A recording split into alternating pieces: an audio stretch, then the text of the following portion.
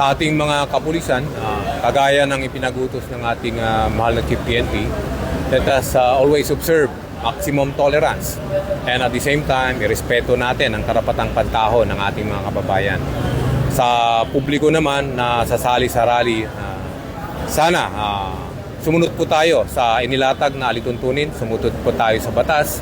Kasi kahit na guaranteed sa Constitution ang payapang pag-assemble at pagpapahayag ng ating mga saloobin, ito ay may kaalkibat na kondisyones. And pag nalabag po ito at nilabag natin yung batas, ay ang inyong PNP ay hindi mag-atubiling gampanan ang kanyang mandato para ipatupad ang batas. Sa ating mga kasama, lalong-lalo na po sa Armed Forces of the Philippines, sa MMNDA, sa Bureau of Fire at saka Coast Guard, bear with us.